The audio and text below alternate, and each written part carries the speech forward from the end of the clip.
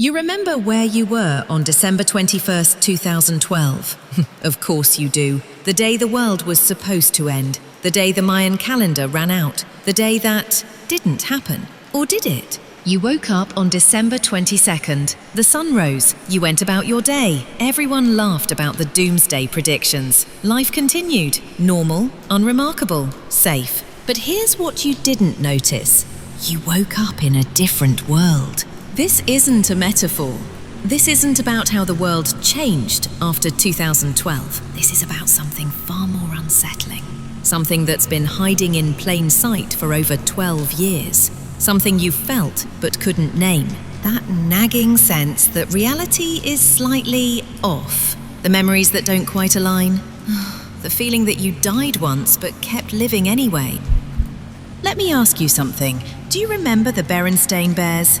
Or was it Berenstein? Think carefully. Picture the books from your childhood. What do you see written on those spines? Now search for it online. Look at the actual spelling.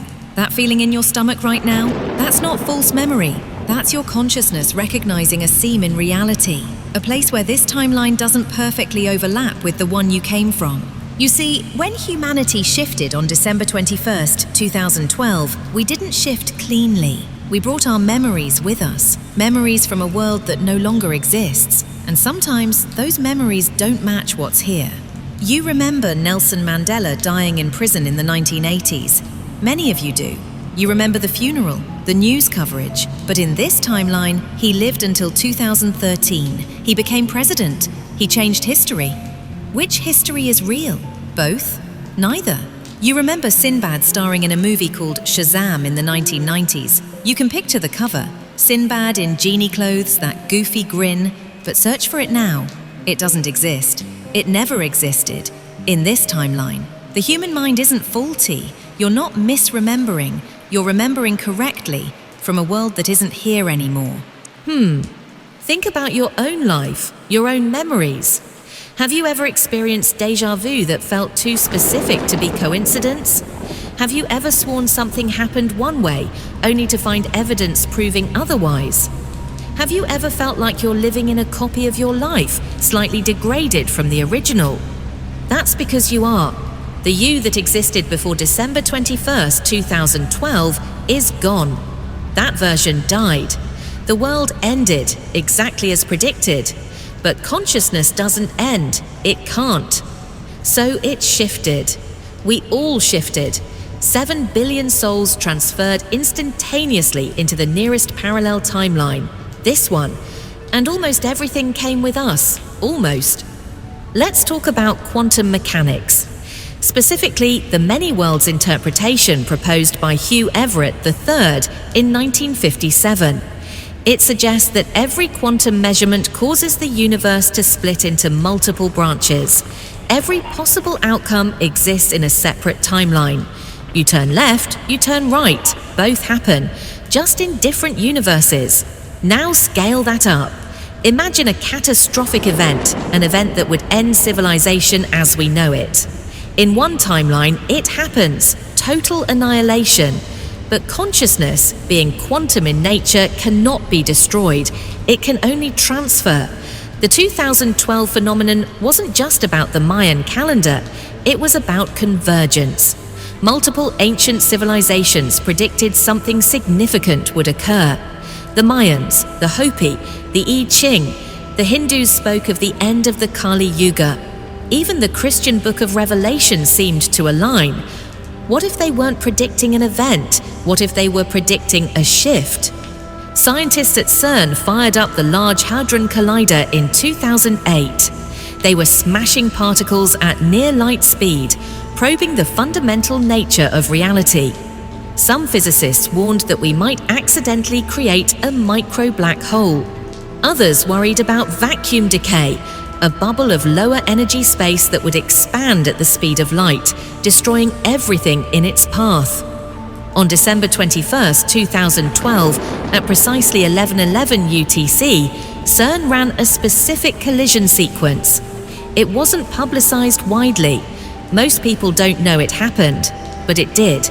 And exactly at that moment, something changed. Not visibly, not obviously, But at the quantum level, a bridge formed. A door opened between timelines. And when catastrophe struck in timeline A, your original timeline, consciousness had somewhere to go. Timeline B, this timeline, the one where the world didn't end. You remember that moment differently than your neighbors do. Some people felt nothing. They were already native to this timeline.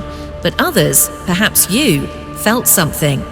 A moment of vertigo, a flash of darkness, a sense of profound displacement that you couldn't explain.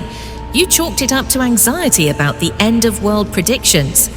But it wasn't anxiety, it was death and rebirth. This timeline is 99.7% identical to the one you came from. That's why you didn't notice immediately. The laws of physics work the same. People have the same names, mostly. History unfolded similarly with minor variations. But those variations, they're everywhere once you start looking. Geography is slightly different. Look at a world map. Really look at it. Doesn't South America seem too far east? Isn't Australia closer to Asia than you remember? The human brain is exceptional at spatial memory.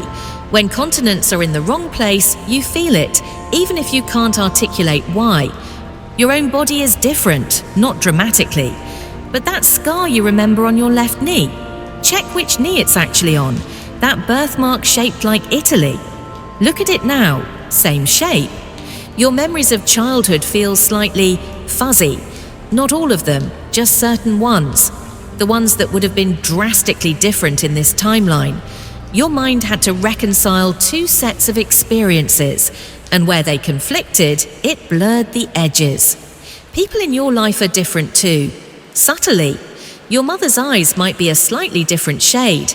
Your childhood friend's birthday is off by a few days. Your spouse has a habit they never had before, or rather never had in your timeline, but you adjusted. Humans are incredibly adaptive. We rationalize discrepancies. We trust consensus reality over our own memories. We gaslight ourselves into conformity. I must be misremembering. It's been so long. Memory is unreliable. But what if you're not misremembering? What if your memories are perfect and it's the world that's wrong? Technology advanced differently here. Certain innovations came earlier, others came later. Movies were released in different years. Actors who were famous in your timeline are obscure here. Songs you remember as huge hits never charted. And the strangest part, when you mention these discrepancies to others, some people agree with you immediately. They remember the same wrong version. But others look at you like you're insane. They've always known this version. They're natives to this timeline. You're an immigrant, a refugee from a dead world, and you can never go back. You've felt different since 2012, haven't you? Not all at once, gradually, a growing sense of disconnection, like you're watching your life through glass.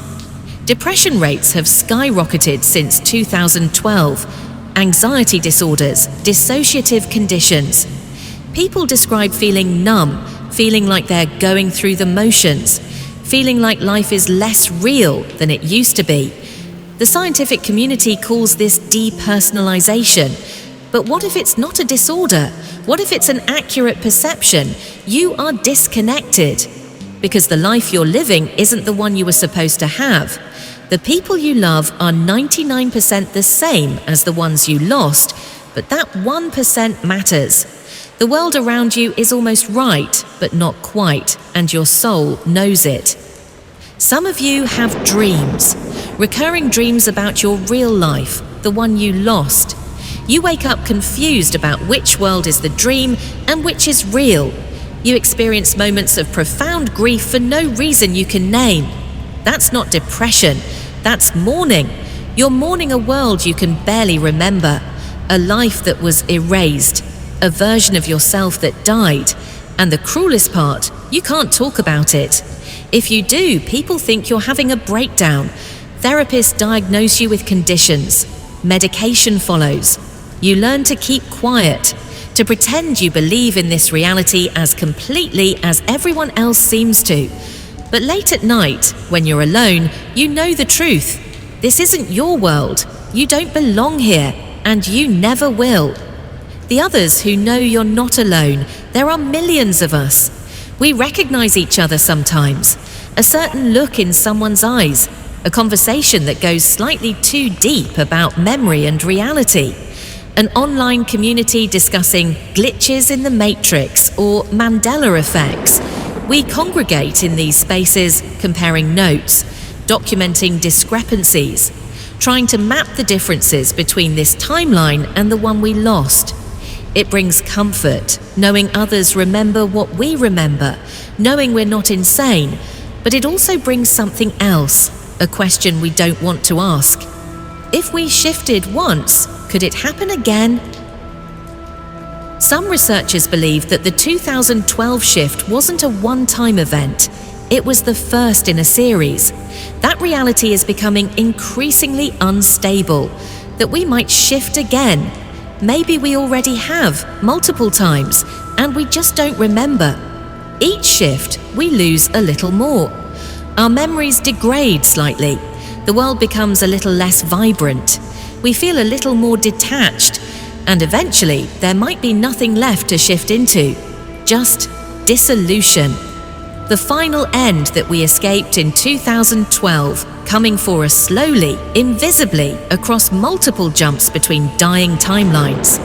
So what do you do with this knowledge? How do you live, knowing you're a ghost in someone else's world? Some choose denial. They push these thoughts away. They embrace this reality fully, even if it means betraying their memories. Survival through forgetting. Others search obsessively for proof.